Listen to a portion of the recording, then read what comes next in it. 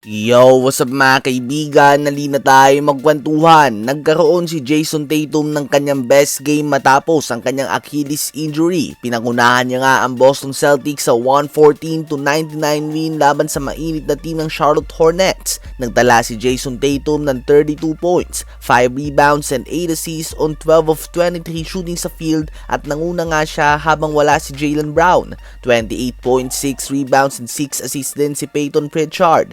17 points, 8 rebounds si Neemias Queta at 14 points naman si Sherman.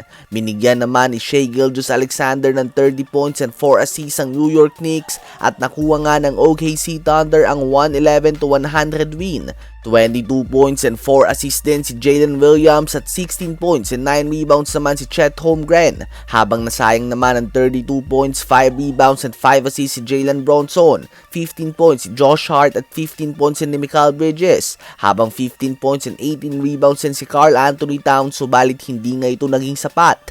Naipagpatuloy naman ni Kawhi Leonard ang kanyang magkakasunod na game na gumagawa ng 20 points o higit pa. Nagtala nga siya ng saktong 20 points with 8 rebounds sa loob lamang ng 22 minutes of playing time sa panalo ng Los Angeles Clippers kontra sa Milwaukee Bucks sa score na 127-113.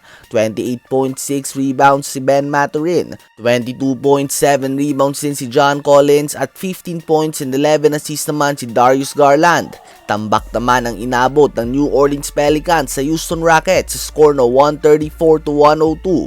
Monster game para kay Alperen Sengun na 36 points, 13 rebounds, 7 assists, 3 steals, and 3 blocks on 5 of 7 shooting sa 3-point line. 20 points and 6 assists din si Kevin Durant. 20 points din nga si Jabari Smith Jr. 15 points, 8 rebounds si Tari Eason. 14 points, 8 rebounds, 5 assists, and 3 steals si Amen Thompson. At 6 points, 14 big rebounds naman si Clint Capela.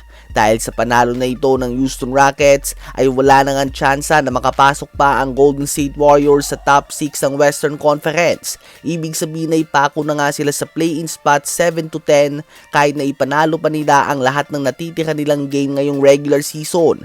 At speaking of Warriors, kahit na lumamang na nga sila ng 13 points sa first half, ang ending nga nito ay tambak pa rin ang inabot nila sa Denver Nuggets sa score na 116-93.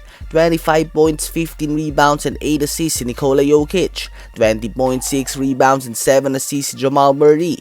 16 points si Tim Hardaway Jr. At 15 points naman si Bruce Brown. Sa ngayon nga, ang Denver Nuggets ay naghihintay lamang sa Lakers na matalo upang mabigyan ulit sila ng tsansa na umabante sa 3rd seed ng Western Conference. At sa ngayon nga ay kakampi sila sa OKC Thunder na makakalaban pa ang Lakers ng 2 beses kung nais sila itong mangyari. Ano ba masasabi nyo tungkol dito?